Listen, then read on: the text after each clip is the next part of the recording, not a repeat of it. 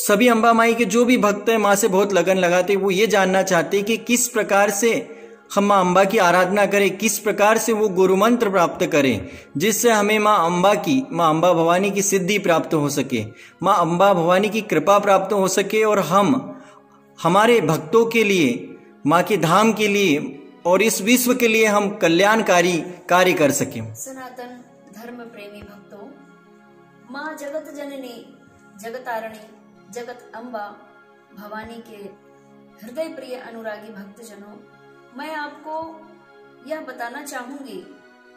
कि ईश्वर कृपा हो वे तभी सतगुरु कृपा जब हुए है। ईश्वर की कृपा होती है तभी सद्गुरुओं का सानिध्य प्राप्त होता है। और सद्गुरु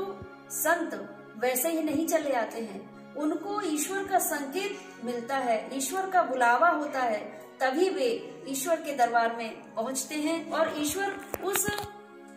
संत को अपने स्थान, अपने दरबार में बुला करके और संपूर्ण जनमानस का कल्याण करने के लिए वे प्रेरित करते हैं। और जो भी श्रद्धालु भक्त माँ भगवती अम्बा भवानी के दरबार में 10 महाविद्या है, 9 देवी शक्ति है और भी अन्य देवी देवताएं हैं, ब्रह्मांड में तो संपूर्ण 33 कोटि देवता हैं, तो इन सभी देवताओं के अलग अलग कार्य क्षेत्र हैं। अपने भक्तों का कल्याण करने के लिए संतों को चुनते हैं, एक दिव्य आत्मा को चुनते हैं, वह दिव्य आत्मा को अपने स्थान पर अपने शरण ले लेते हैं और उनके दरबार में जो भी जनमानस भक्त जन आते हैं तो वही ऋषि मुनि महात्माओं के द्वारा वे अपना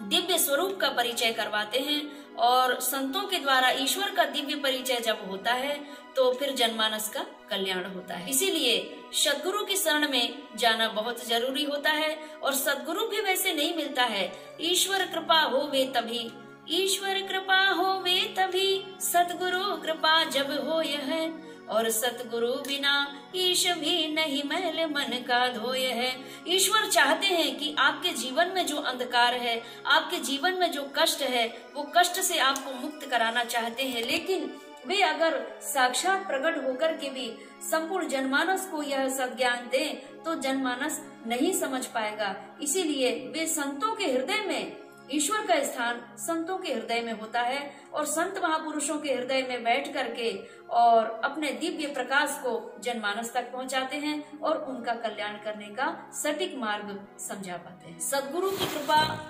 ईश्वर की कृपा से सद्गुरु मिलते हैं और जब सद्गुरु मिल जाते हैं तो सद्गुरु की कृपा से फिर ईश्वर के साक्षात्कार होते हैं और फिर इस सद्गुरु जो होता है भक्तों को दिव्य दृष्टि प्रदान करता है। उस दिव्य दृष्टि से वह भक्त दो दृष्टि से, ये 2 नेत्र हैं, ये दोनों दृष्टियों से जनमानस को देख पाता है मनुष्य।